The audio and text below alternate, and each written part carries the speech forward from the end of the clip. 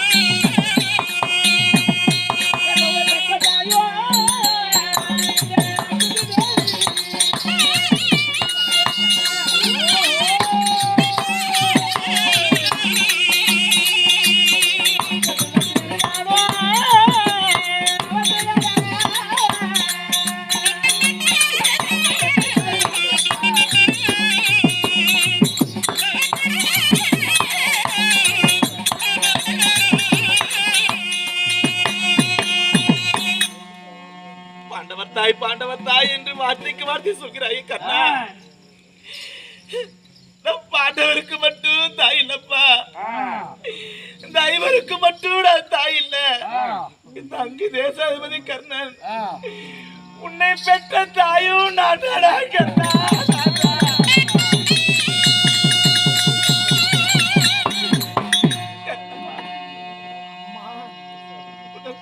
தாய் குந்தி தேவி வந்திருக்கிறப்ப இந்த ஐவர் தாய் என்று மட்டும் அழைக்காத உனக்கும் தாய் நான் தான்.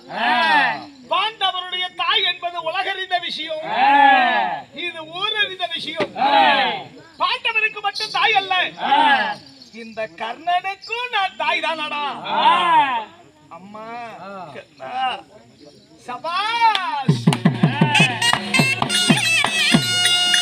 இப்படி தாய் மகன் என்று உறவு கொண்டாடினார். இன்றைக்கு நடக்கக்கூடிய சண்டையில உன் மகனாகி அர்ஜுனையை உயிரோடு விட்டு விடுவாங்க. ஒருபோதும் இல்லை. தாய் பாசத்தை கட்டி என் மக்கள் ஐவரையும் காப்பாற்றுவதற்காக வல்லப்பா உன்னை பார்த்து உண்மையிலேயே நான் தான் தாய் என்று சொல்வதற்காக வந்திருக்கேன். பல ஆண்டு காலம் கழித்து கர்ணா பெற்ற தாய் நான் தானடா அப்படி நீ சொல்றிய. நீ எப்படி எனக்கு தாய் ஆக முடியும்? நீ எப்படி எனக்கு தாய் ஆக முடியும்? நிச்சயமாக சொல்கிறேன், உறுதியாக சொல்கிறேன். உன்னையும் படி சுமத்தி பெற்ற தாய் நானே தான். நீ எப்படி என்ன பெற்றிருக்க முடியும்? எப்படி பெற்றேன்? எப்பொழுது உன்னை பெற்றேன்? கண்ணா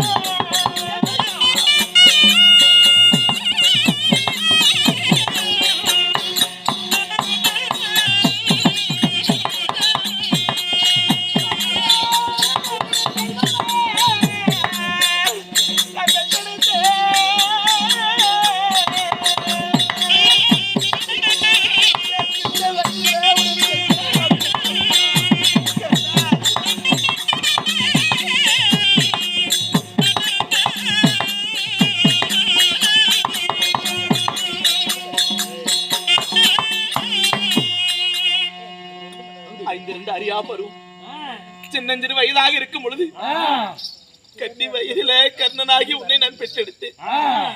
பாவாடை கட்ட தெரியாத பச்சினம் பால பருவத்தில பாலகனா நான் பெற்றெடுத்தேன். என் சின்ன வயசுல செல்வனாய் நான் உன்னை பெற்றெடுத்தா கத்தா. உண்மையில் நான் தான் உன் தாய். அஞ்சும் சிறு வயது, அறியாத பருவம், கொஞ்சம் சிறு வயது, குழந்தை பருவம். குழந்தை பருவத்துல கர்ணனை நீ பெற்றெடுத்தாய். அருமையான கட்டுக்கதை, அருமையான கட்டுக்கதை. நான் சொல்வது அப்பட்டமான பொய். ஒரு பெண் 5 வயசுல எப்படி ஒரு ஆண் மகனை பெற்றெடுக்க முடியும்? ஒரு பெண் ஒரு மகனை பெற வேண்டும் என்றால் 18 வயது மங்கையாகணும். ஒரு ஆடவனை மணந்து கொள்ள வேண்டும். அப்பதான் ஒரு பெண் தாயாக முடியும். நீ 5 வயசுல எப்படிமா எனக்கு தாயான? ஒரு பெண்ணாகப்பட்ட ஒரு குழந்தையை பெற்றெடுக்க வேண்டும் என்றால் கன்னி பருவத்தை விட்டு மங்கை பருவம் அடைந்து திருமணம் இருமணமாக ஒரு மனதாக நடந்து இருமணமும் ஒற்றுமையாக சேர்ந்து ஒரு மகனாகி குழந்தையை பெற்றெடுக்கலாம். கன்னி வயதில் கன்னியாக கண்ணனாக உன்னை பெற்றெடுத்தேன் என்றால் எப்படி என்று கேட்கிறாயே, எப்படி தெரியுமா?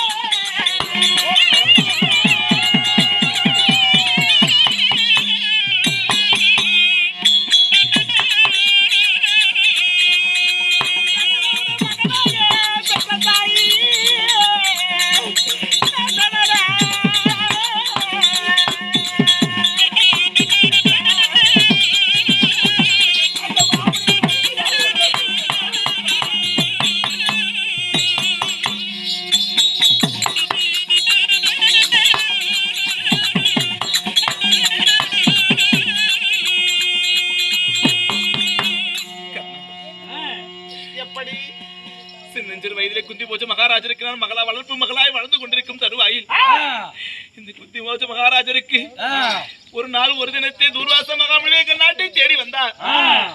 தேடி வந்த பொழுது தூர்வாச மகாமுனிவர் எப்படிப்பட்டவர்? 7.5 மடங்கு கோபம், 22 நேத்திரம், கொடுத்தால் வரம், இட்டால் சாபம். அப்படிப்பட்ட மாமுனிவராகப்பட்டவர் நாட்டை தேடி வந்து நமக்கு ஏதாவது சாபத்தை கொடுத்து விட்டால் அவருக்கு நல்ல முறையில் பணிவிடை செய்யாத காரணத்தை நாங்கள் சாபத்தை கொடுத்து விடுவாரே என்று மனமச்சம் கொண்டால் குந்திமோச்ச மகாராஜா என்னுடைய அப்பா.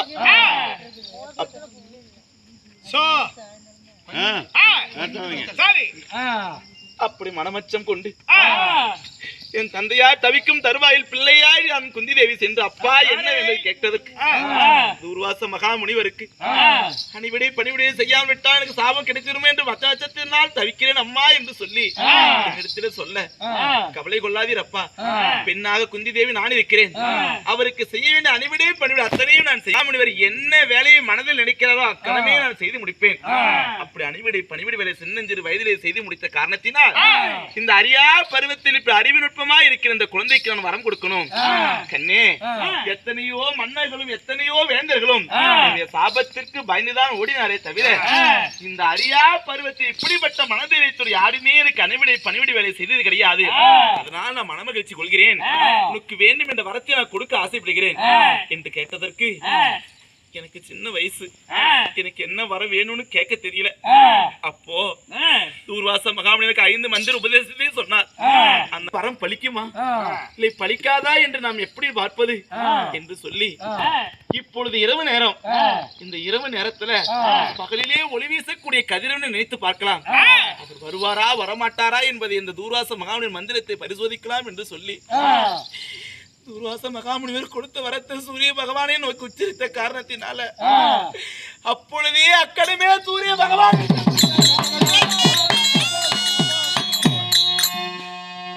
தோன்றியவுடனே, கண்ணே, உன்னை நான் இவ்விடத்திலேயே இரவு நேரத்தில் கதிவனோடு உன்னோட கட்டி சேர வேண்டும், நாம் உன்னோடு சேர்ந்து உனக்கு ஒரு குழந்தை பாக்கியத்தை கொடுக்க வேண்டும் என்று சொன்னார். சுவாமி, இன்னும் ஆச்சரியமாக இருக்கிறது. நான் 5 அறியா பருவத்தில் பாவாடை கட்ட தெரியாத பச்சில பருவத்திற்கு ஒரு குழந்தை பருவம் என்னோடு நீங்கள் சேருவதா? இது நியாயமா? உங்களை நான் அழைத்ததற்கு இதுதான் எனக்கு தண்டனை என்று கேட்டதற்கு அப்போ சூரிய பகவான் சொன்னார், உனக்கு கொடுத்த வரம் எப்படி? அல்லும் பகலும் துணையா இருக்கும், அந்தி சாயம் கேளே உதவியா இருக்க வேண்டும் என்று சொல்லி தூர்வாசர் கொடுத்த வரம் என்ன தெரியுமா? ஒரு குழந்தை. அந்த குழந்தை தான் நமக்கு அல்லும் பகலும் துணையா இருக்கும், அந்தி சாயும் காலத்துல நமக்கு செய்ய வேண்டிய ஏமச்சடங்கு செய்யும். அப்படிப்பட்ட குழந்தை வரத்தை நான் உனக்கு கொடுக்காமல் போனா தூர்வாசர் எனக்கு சாபத்தை கொடுத்துவார், அவர் சாபத்துக்கு நான் ஆளாகி விடுவேன் என்று சொல்லி சூரிய பகவான் சொல்ல, அப்பொழுதே கன்னி பருவத்தோடு இருந்த என்னை மங்கை பருவம் ஆக்கி அப்பொழுதே சூரிய பகவான் என்னோடு சேர்ந்தார்.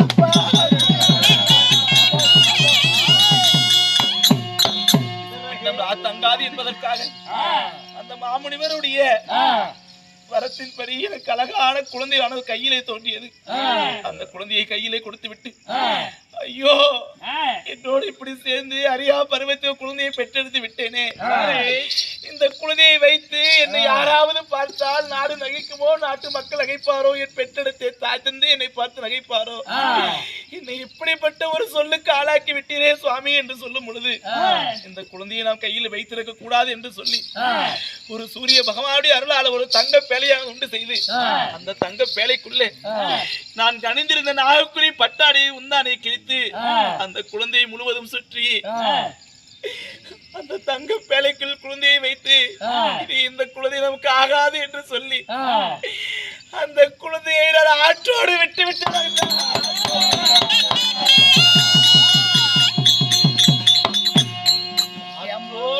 குழந்தை கண்ணன் அந்த குழந்தை நான் தான் நிச்சயமாக சொல்கிறேன், நீதான் என் மகன். அம்மா, தூர்வாச மகாமுனிவருக்கு பணிவிட வேலை செய்தாய். தூர்வாசன் மனமகிழ்ந்த 5 மந்திர உபதேசங்களை தந்தார். இந்த மந்திரம் பலதமாகுமோ பலதமாகாது என்று ஒரு மந்திரத்தை உச்சரித்தாய்.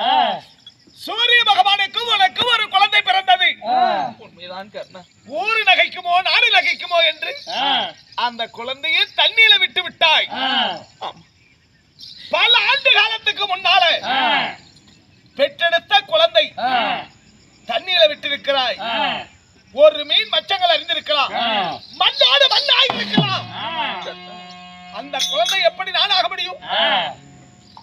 அந்த குழந்தை நானே எப்படி ஆக முடியும்? அந்த குழந்தைக்கு அங்க அடையாளம் இருக்கிறது. உன்னோடு பிறந்ததே அந்த அங்க அடையாளத்தை எனக்கு நன்றாக தெரியும். அந்த குழந்தைக்கு அங்க அடையாளம் உண்டா? என்ன அடையாளம் கண்ணா? அவ காதுல தான் குண்டாலமோ மாடல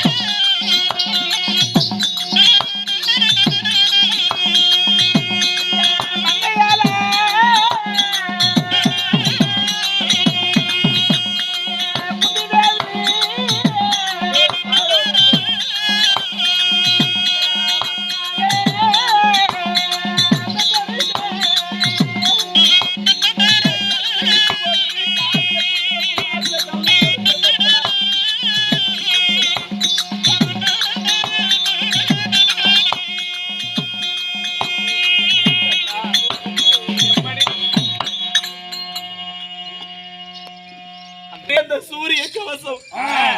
இந்த இரண்டோடும் நீ பிறந்தவன் உண்மைதானே? காதிலே குண்டலம், ஆமா. மார்பிலே கவசம், காதிலே குண்டலம், மார்பிலே கவசம். வேற ஏதாவது அங்கடையாளம் உண்டா? வேற அங்க அடையாளங்கள் எதுவும் இல்லை. காதில் குண்டலமும் மார்பில் கவசத்தோடு ரத்த உதிரம் காயும் முன்பதாக கண்ணே உன்னை பெற்று கையிலே எடுத்து அந்த நாகக்குறி பட்டாடியை சுற்றி தங்க பேழைக்குள் வைத்தேனே, என்னுடைய முந்தானை துடைப்பு அந்த நாகக்குறி பட்டாடை ஒன்றுதான் மீதம் இருக்கிற அடையாளம். இந்த மூன்றை தவிர எனக்கு வேறு எதுவும் தெரியாது. அம்மா, உன்னை போல எண்ணற்ற தாய்மார்கள் இந்த அங்கு தேசத்துக்கு வருவதுண்டு. கர்ணா, நான் பெற்ற மகனே அப்படி என்று சொல்வதுண்டு. உண்மையாகவே நீ என் பெற்ற தாயாக இருந்தா அந்த நாகக்குறி பட்டாடையை உன்னால் உளுத்த முடியுமா? முடியாது. என் உடலோடு ஒட்டியிருந்த நாகக்குறி பட்டாடை அதை நான் உடுத்துவதற்கு என்ன பயம்? கர்ணா, அந்த நாகக்குறி பட்டாடை இப்பொழுதே கொண்டு வா, உன் முன்பதாக உடுத்தி நான் காட்டுகிறேன். அப்பொழுதாவது நான் தான் தாய் என்று நம்புகிறாயே என்று பார்க்கிறேன்.